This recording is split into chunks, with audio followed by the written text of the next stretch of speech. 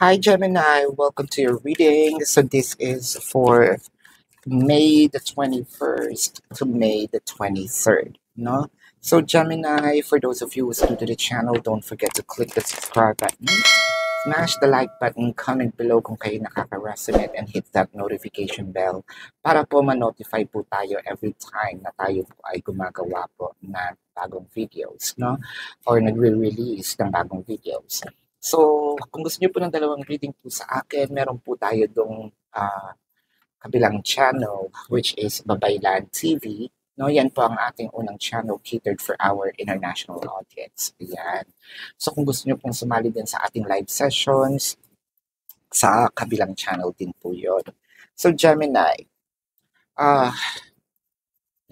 kung wala po kayong time, no, na sumali sa ating live sessions, pwede naman po din dito sa comment section sa video na ito, no? As long as, i-type niyo po yung question, as long as yung question po is answerable by yes or no. Pero kung feeling nyo, hindi kayo masasatisfy, no, doon sa yes or no na sagot, and you need a bit of an explanation. So, sa description box ng video na ito, there is a link. You can ask me a question through form. Click the link, you'll be routed to my page, type in your questions, and then click submit. So make sure to follow the instruction. We have one question, two questions, and we have a promotions, no, na 4+1. And if you also want to book a personal reading, so check nyo rin po ang description box, no? Gemini, this is a general reading, and you may resonate with the entire reading or you may resonate with some bits and pieces of the reading. So, mag-start na tayo. No?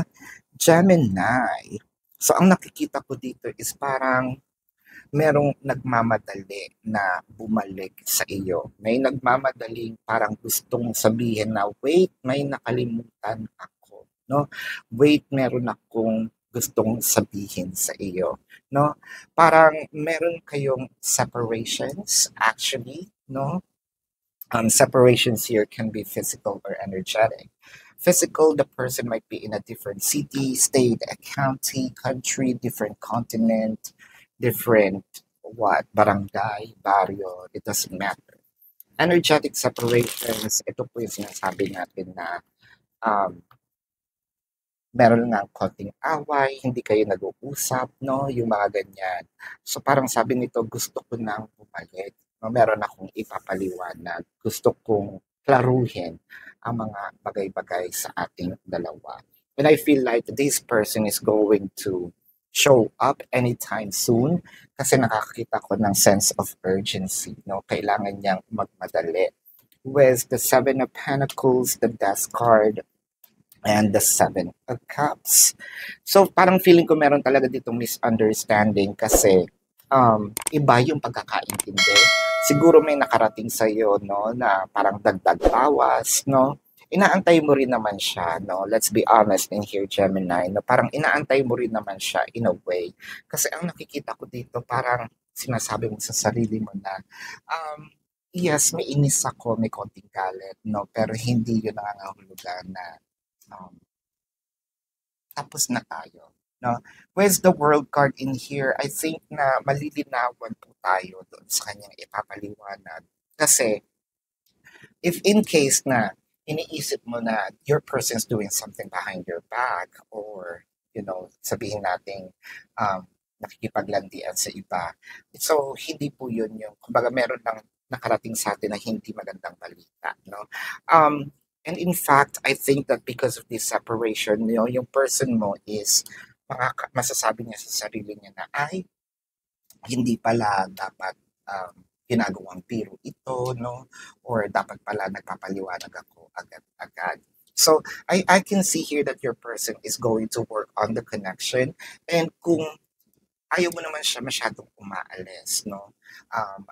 Kung gusto mo lagi siya nagpapaalam. So, eto na yun, no? Ipapakita niya na at gagawin niya na ayaw niya kasing meron kayong ganitong hidwaan. So nakikita ko gustong-gusto niya na mag-sorry. Um, Gemini. For a few numbers of you, I think nasusundin ka nito with the Empress in here, no? Um, Gagawin niya, hindi naman sa lahat ng panahon, pero gagawin niya yung mga bagay na alam niyang ikakagalit mo, tapos magpapaalam siya, or hindi niya nagagawin. So you catch the drift, parang may mali dun sa aking explanation na, okay, gagawin niya yung mga bagay na hindi mo gagawin niya yung mga bagay na gusto mo at hindi niya gagawin yung ayaw mo. So I think that's much clearer, no? With the Eight of Swords, tulad ng sinabi ko, kung ayaw mo siyang palabasin ng bahay, so be it, no? Doon na lang siya. Hahanap siya ng ibang paraan on how to, sabihin natin, makapag-enjoy, no? Or makapaglibang-libang. So Gemini, this is your reading for now. Uh, let's check the zodiac sign of your person. This could be their sun sign or a placement in their chart. So I'm seeing Sagittarius, Taurus, um, Scorpio, Pisces, no? So gems, this is your reading. Again, for those of you who's new to the channel, don't forget to click the subscribe button, smash the like button, comment below kung kayo nakaka-resonate, and hit that notification bell. Kung gusto niyo po ng dalawang reading sa akin, kabilang channel po, Babaylan TV. At kung gusto niyo pong sumali sa ating live sessions, you're very much welcome. So Gemini, sa comment section po pwede kayong magtanong as long as the question is answerable by yes or no. If you're not gonna be satisfied sa yes or no question, then there is a link in the description box. Click the link, you'll be routed to my page, type in your question, and then click submit.